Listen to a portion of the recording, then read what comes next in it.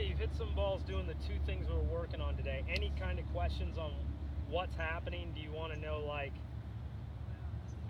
why, what's, what the change is here, sort of the cause and effect of both, I guess, is what. Do you have any question kind of on that? No, it makes sense. It's definitely just going to take probably some reps of getting used to it because, I've seen the majority of balls I've hit that I've not hit solid have been thin, which isn't surprising, I guess, because I'm taller. Yeah.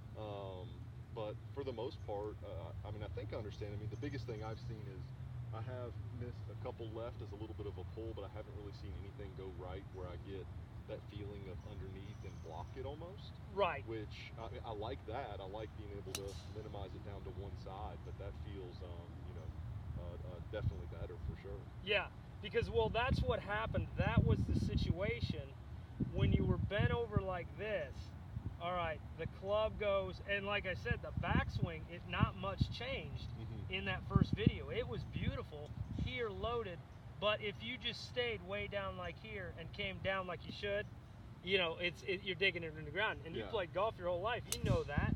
So instinctively, once you were here, you had to stand up almost, and then it was the cause of this would, because your footwork is so good, as you started to push and move the pressure from the back end of your front foot, you'd stand up even more and the club would get further underneath. Now, as we get this better, we're going to keep all this good stuff, and when that happens and you stay completely where you are, the club's going to stay more in front of you and on plane. And as you do all this other stuff you're doing good, it's gonna bring the club down and right through the target line.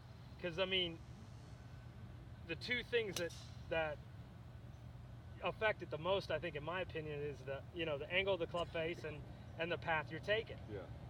This path, we made that little change. Now we're done with that. That thing's great.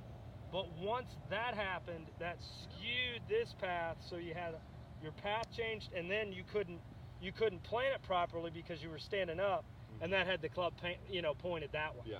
Now, as you're more on top of it, the path is better, and also this is giving you the freedom to stay down and plant a little tighter, which is going to tighten that face angle too. Okay. So hit one more, and then we'll start to look at some short game stuff.